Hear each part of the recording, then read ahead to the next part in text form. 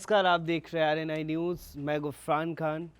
RNI news का ये बेहद ख़ास प्रोग्राम प्रदेश की बात में आप सभी का स्वागत है। प्रदेश की बात में हम अलग अलग प्रदेशों की बात करते हैं, वहाँ की समस्याओं की बात करते हैं, वहाँ के मुद्दे क्या हैं हम उनकी बात करते हैं और वहाँ क्या चल रहा है, वहाँ हम उन विषयों को लेकर लगातार आपके बीच आते हैं। और आज भी अलग अलग प्रदेशों की बात हम आपसे करेंगे।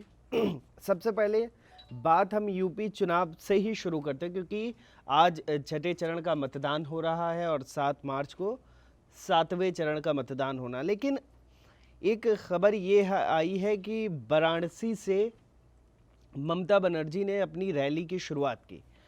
वाराणसी के बारे में बता दें, एक सांस्कृतिक नगरी है और बनारस का अपना एक अलग महत्व है, लेकिन इसका सियासत में भी उतना ही महत्व है जिस तरीके से संस्कृति में बनारस का महत्व है, क्योंकि बनारस मोदी जी का संसदीय क्षेत्र है। अगर प्रधानमंत्री की बात करें तो प्रधानमंत्री गुजरात से आते हैं वो, लेकिन उन्होंने अपना जो संसदीय क्षेत्र चुना था वो बनारस ही चुना था। अब अगर यूपी चुनाव में पश्चिम बंगाल की मुख्यमंत्री वहाँ से अपनी रैली की शुरुआत कर रही है, वहाँ प्रधानमंत्री के साथ ही जिस तरीके से उस दिन प्रधानमंत्री की भी रैली, उसी वक्त में अगर ममता बनर्जी वहाँ पर रैली करती तो इसके सियासी मायने हैं, क्योंकि लगातार सियासी पंडित या राजनीतिक विशेषज्ञ बात करें कि यूपी एक ऐसा राज्य है जहां से केंद्र का रास्ता गुजरता है। तो कहीं ना कहीं ममता बनर्जी की ये रैली या ममता बनर्जी यूपी चुनाव में कैंपेन कर रही है, चुनाव प्रचार कर रही है अखिलेश यादव के साथ, तो उसके अपने अलग सियासी मायने, क्योंकि वो कहीं ना कहीं केंद्र का या लोकसभा का भी रास्ता खोज रही हैं। और अगर ऐसे में उन्होंने बनारस चुना है तो इसका भी एक अलग महत्व और एक अलग मायने, क्योंकि मोदी जी अगर चाहते तो गुजरात से भी सांसद हो सकते थे, लेकिन उन्होंने बनारस ही अपना संसदीय क्षेत्र चुना, क्योंकि यहाँ से आप पूरे भारत के केंद्र में एक तरीके से रहते हैं। तो अगर इस वक्त में और वहाँ पर ममता बनर्जी की रैली होती या ममता बनर्जी चुनाव प्रचार में उतरती तो इसके भी यही मायने निकाले जा रहे हैं कि वो भी यहाँ से केंद्र का जो एक एकजुट पार्टियों को कर रही, वहाँ से रास्ता इसका कहीं ना कहीं गुजर रहा है। तो ये एक अहम खबर है। एक खबर ये है कि लगातार ध्रुवीकरण की बात होती है। हालांकि छठे और 7वें चरण की बात करें तो यहाँ पर जातिगत समीकरण काम करता है, ध्रुवीकरण की उतनी राजनीति नहीं काम करती, लेकिन फिर भी समाजवादी पार्टी पर असदुद्दीन ओवैसी ने निशाना साधा। उन्होंने अखिलेश यादव को हिजाब विवाद जो कि अब ख़त्म हो गया, लेकिन असदुद्दीन ओवैसी लगातार इस तरीके की सियासत करते रहते हैं। उन्होंने ये उन पर बयान दिया, उन पर निशाना साधा कि वो हिजाब विवाद पर गूंगे हो जाते, यानी कि वो बोल नहीं सकते। और अभी समाजवादी पार्टी सत्ता में नहीं है, उसके बावजूद भी वो अल्पसंख्यक की बात करने या उनको भागीदारी देने से कतराते। तो इस तरीके के बयान ओवैसी की तरफ से दिए जाते हैं और राजनीति में इस तरीके के बयान आते भी रहते हैं। एक खबर ये महाराष्ट्र से है। महाराष्ट्र में एनसीपी नेता नवाब मलिक को अभी गिरफ्तार किया गया था, ईडी ने उनको गिरफ्तार किया था और ये मनी लॉन्ड्रिंग का केस था जिसमें उनकी गिरफ्तारी हुई थी और इसका कनेक्शन दाऊद अहमद से भी जोड़ा गया था।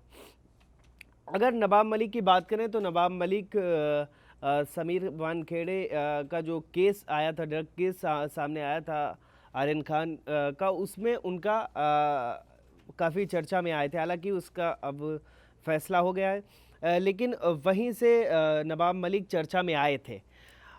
अब उनको ईडी ने 7 मार्च तक जो है हिरासत में भेज दिया है एक तरीके से। तो ये महाराष्ट्र से आज बड़ी खबर है, क्योंकि नवाब मलिक काफ़ी चर्चा में रहे थे इस दौरान, तो ईडी ने उनको हिरासत में भेज दिया है 7 मार्च तक।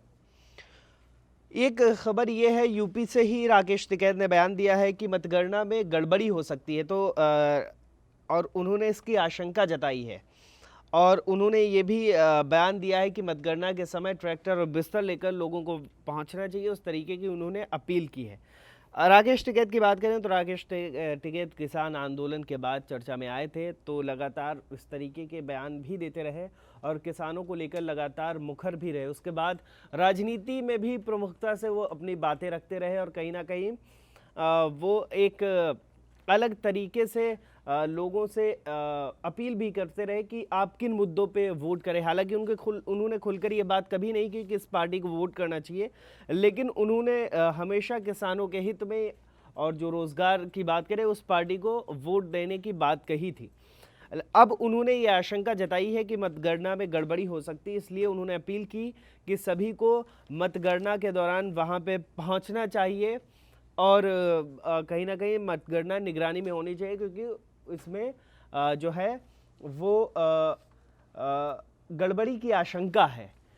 तो ये बयान राकेश टिकैत ने दिया है। राकेश टिकैत एक किसानों के नेता और लगातार वो प्रमुखता से अपनी बातें उठाते भी रहे।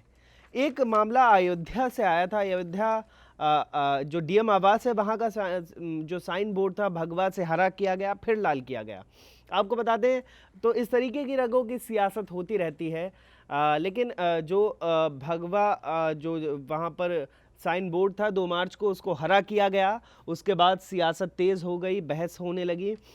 लोग जो वहाँ के डीएम है नीतीश कुमार उनको ट्रोल करने लगे। उसके बाद उन्होंने हरे से उसको लाल करा दिया। तो ये अयोध्या का मामला है। अयोध्या में जो डीएम आवास का साइन बोर्ड था वो भगवा था, उससे पहले हालांकि हरा था, लेकिन चुनाव के वक्त में ही वहाँ के जो डीएम है उन्होंने उसको भगवा से फिर हरा कर दिया। हरे के बाद जब सियासत तेज़ हुई, लोग सवाल करने लगे, उस पर सवाल उठने लगे, तो उन्होंने फिर उसको लाल करा दिया। तो आज के इस एपिसोड में बस इतना ही, और इसी तरीके से जानकारी जो है हम आपके बीच लाते रहेंगे।